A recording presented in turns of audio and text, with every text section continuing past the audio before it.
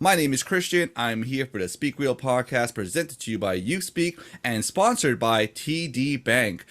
Obviously very grateful to have them always supporting us on our IG lives and our podcast. So without further ado, all right. So here's our guest as we were talking about. I'm very excited as I already mentioned. So why don't you go ahead here and introduce yourself? Hiya, so I'm Ance Vanaga. I'm a Latvian who currently lives and works in the UK. I'm very passionate about mental health, about inclusion and diversity, all things linked to growing empathy towards each other, understanding the bigger picture. So yeah, that was the reason why I started my own podcast, Conversations with My Mind, and my Instagram account, and that's how you found me. So here I am. Yeah, so I mean, we got to talk a bit about that. So like I love how you said it was during quarantine. I remember we were discussing about this, right? Mm. So how did that even happen? Like, how did you even decide? Okay, you know what? I'm gonna do this. Um, I think it was a few different reasons. Like one is that just with my own mental health and my own mental health growth and exploration of what maybe like is happening with myself, I felt that the biggest help that I got was finding almost my community, finding out that some of my friends also were struggling, finding out how they are dealing with it, and just kind of opening up these conversations because for a quite long time, and in my mid 30s now, so in my 20s, I didn't even understand like what is going on with me, that this could be called anxiety, that this could be called depression, that these things exist and how they manifest in you and what maybe influences and impacts my mental health go up and down.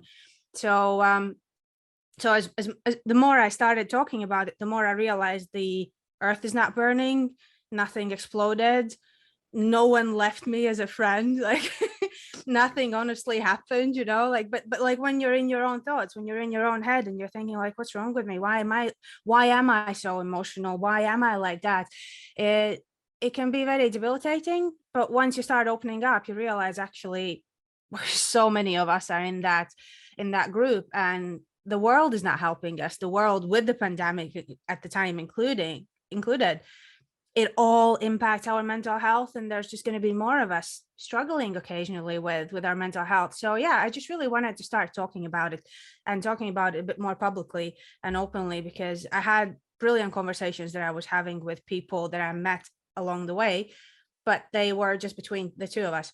So yeah, and in the quarantine and in the lockdown, obviously we were not able to meet people, we were not able to network, so I was actually missing the conversations themselves as well.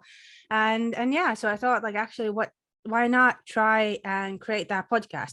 um it did take about maybe like 9-10 months between the idea and actually making it happen, because there was a lot of trial and error and worries, and my anxiety was kicking in. But yeah, well, we got there. And um it's been a wonderful platform to raise my voice and invite people to learn more about things that I'm passionate about, that I want to learn myself and all that.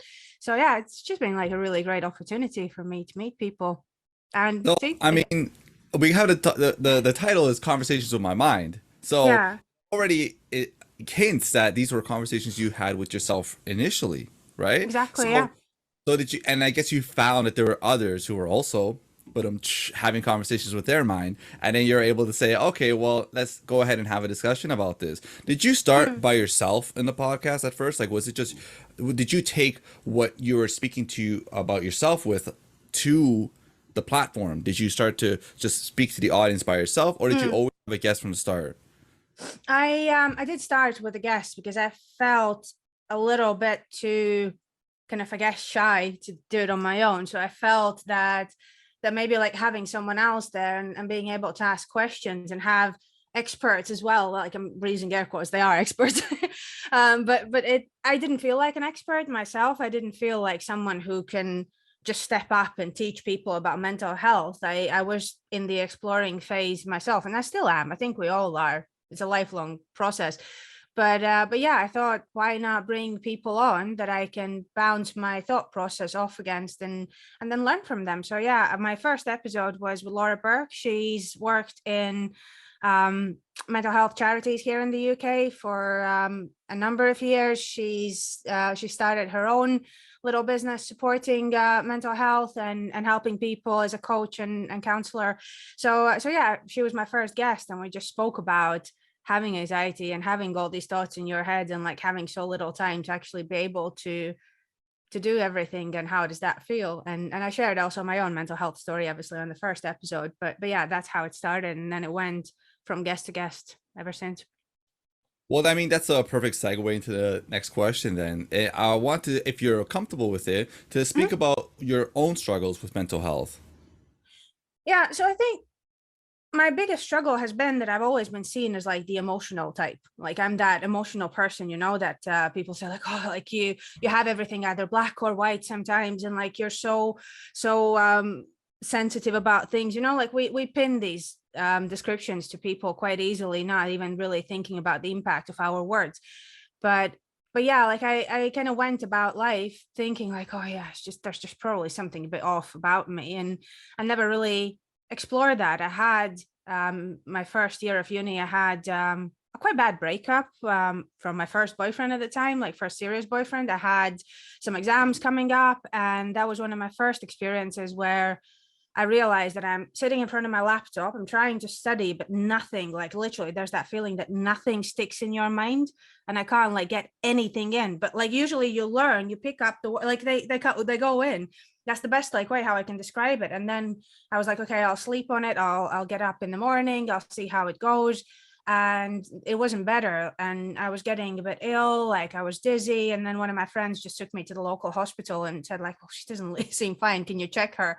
And yeah, the hospital kept me in for a few days just to kind of calm my nervous system and things like that. But even then I didn't realize it's a mental health issue. I thought I've burned out, like I've overworked and all that. And it just, now years later, I realized that all these moments that I had like quite young already, there were actually anxiety attacks. There were kind of burnouts, I guess, as well, the kind of consequences of that. And it was depression at some points in times when the anxiety was going on for too long, that it kind of like it goes from this really high up to kind of peak into this state of you where you don't feel like you can move or do many things, and you kind of do the bare minimum.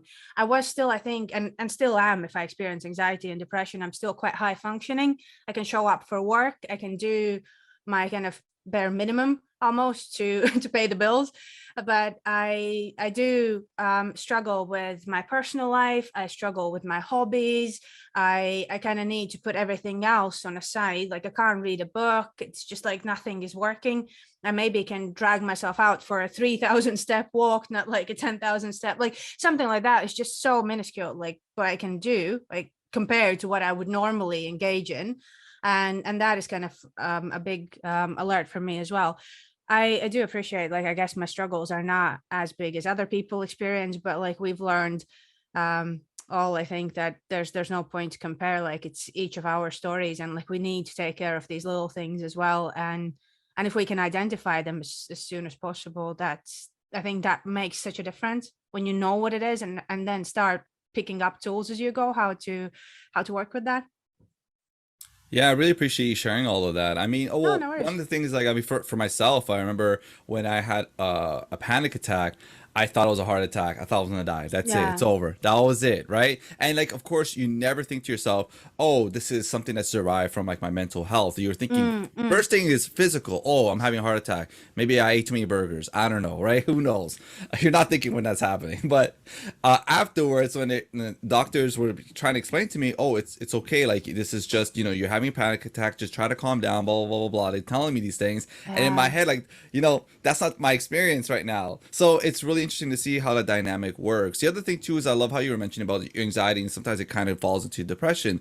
Well, of Mm, course, because I mean I'm sure it's the same neurotransmitter, which is why an SSRI is what's used for both anxious Yeah. people and for depressed people, like for myself as well. Like I'm depressed and I do take an SSRI, and that has helped me with being able to function. So I mean, as you Yeah. said, there's no point of comparing because it is all of our own stories. So I don't want everybody, like anyone who's listening to this conversation, never feel like, oh, I have it worse than them or I have it better than them, and Yeah. think that it's okay. It's your experience, it's what you're going through, and hopefully you're doing what you can to get through it and be strong. So, but yeah, once again, Yeah. thank you for sharing. If you want to hear more stories, don't forget to subscribe, comment, and like. To support more youth by youth led projects, visit us at youthspeak.ca, where you can donate and spread youth mental health awareness.